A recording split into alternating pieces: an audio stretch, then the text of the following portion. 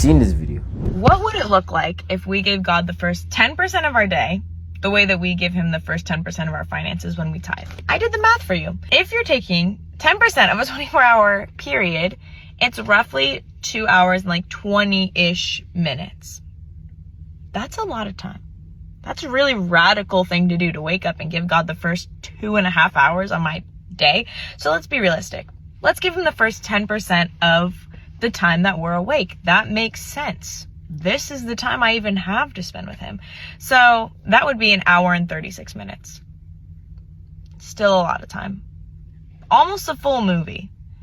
So maybe it's more practical if we take 10% of an 8-hour day, because the other 8 hours we're usually working anyway.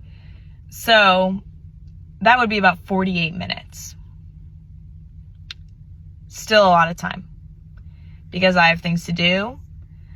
I don't want to wake up and immediately have to stimulate my mind and immediately have to focus on something. I want to ease into the day. I want to take a slow morning, but I have things to do, right? But I heard somebody say once about keeping the Sabbath and honoring the Sabbath, that when we don't honor the Sabbath, we are telling God, I can do more with 6 days than you can do with 7. And I kind of feel like this is the same mentality of when we're not giving him the first of our day.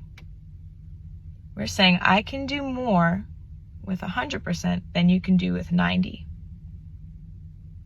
And the reality is, what else are we spending that first 10% doing? Be realistic. Be honest with yourself.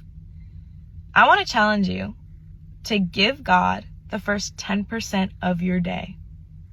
Whatever that looks like. Let yourself focus on it. Maybe for the first 10% of your day, whatever that 10% is, you're just sitting with him, thinking about how amazing he is, pondering, talking to him. Maybe it's in the word, maybe it's worshiping, giving him the first 10%, letting him set the precedent for how the day is going to go, welcoming him into it, and then giving him all of it based on that first 10%. But if he's not worth that sacrifice, which really isn't a sacrifice, it's an honor to give to him, then what is he worth to you?